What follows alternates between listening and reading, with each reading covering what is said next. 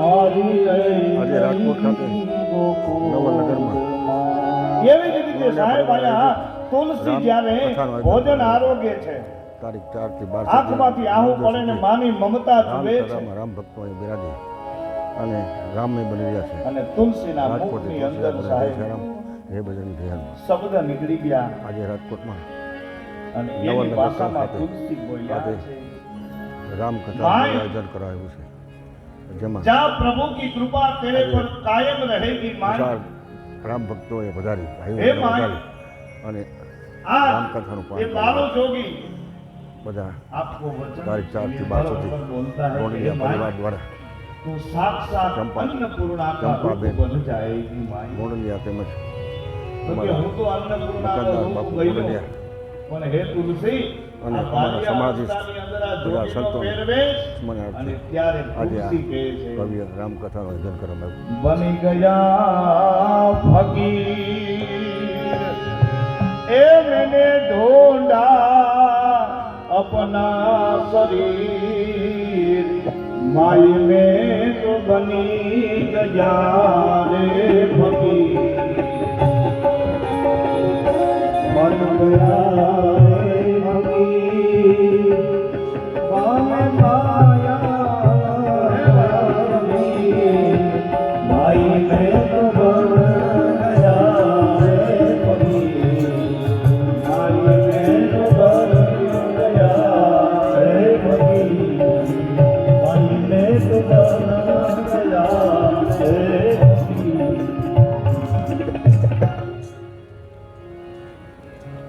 કેટલી વાર લાગે સાહેબ ઈયળ ને જો આજે રાજકોટ ખાતે ભમરી ડંખ મારે ને સાહેબ રામકથાનું તો ઈયળ છે ને ઈયળ ને પાકું આવી જાય તારીખ 4 થી 12 સુધી રામકથા એમ ડંખ મારવા વાળો જોઈ ડંખ મારે કોણ સાહેબ આપણો ગુરુ ડંખ મારે ભવ્ય રામકથાનું દ્વારા આયોજન કરાયું છે રાજકોટ ખાતે રામમય બની તુલસી ને પૂછે હે તુલસી કે તારી આવી બાલુનો જોગી તું શા માટે બન્યો અને ત્યારે તુલસી એની આપ વીતીની કથા કહે છે કે મારો વિવાહ થયો ગુરુની આજ્ઞાથી મારો વિવાહ થયો અને તુલસીએ કીધું જેમ વાલ્મીક ઋષિ વાલિયો લૂંટારો હતો એમાં તુલસી કઈ જેવો તેવો નહોતો કારણ કે તુલસીનો વિવાહ જે કન્યા સાથે થયો એ કન્યા રૂપ રૂપના અંબાર સાહેબ ઇન્દ્રની અપ્સરાઓ એની સામે ઝાંકી પડે આટલા સ્વરૂપવાન તુલસીના પત્ની હતા અને એ જ તુલસી પોતાની પત્નીના રૂપની અંદર મોહિત થઈ ગયા અને ભ્રમિત એટલા બધા થઈ ગયા એને એની પત્ની સિવાય કાંઈ દેખાય નહીં રત્નાવલી સિવાય કાંઈ ન દેખાય 5 વર્ષ સુધી તુલસીનો વિવાહ થયો ને 5 વર્ષ સુધી રત્નાવલીને એના પિયર ન જવા દીધા 5 વર્ષ સુધી બાપુ તુલસીએ રત્નાવલીને એના પિયર ન જવા દીધા. અત્યારે આવું કર્યું હોય તો વકીલ મારફત સીધી નોટિસ આવે.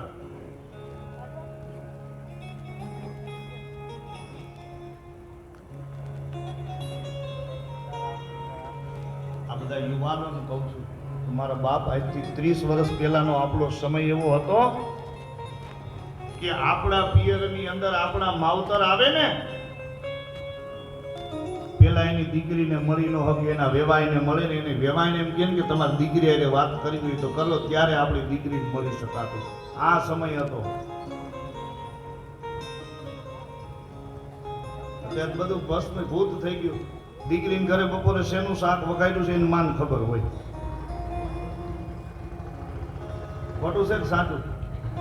આપણી આ કથા ખર કથા છે ને હું અહીંયા આનંદ જ કરાવવાનો છું. કોઈને ભગવો પહેરાવીને જુનાગઢની ટિકિટ નથી કપાવી. આપણે દિનેશ બાપુએ ને હિતેશ બાપુએ બધા કીધું મને કે બાપુ અહીંયા આનંદ લૂંટવાનો છે. મોજ મારે મોજ મારે આયા મોજ મારે રે બાબાજી મોજ મારે મોજ મારે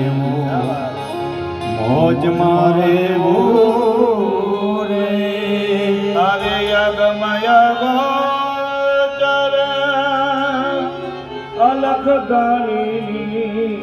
કાયમ ખોજ મારે મૂરે બાજી મોજ મારે મોજ મારે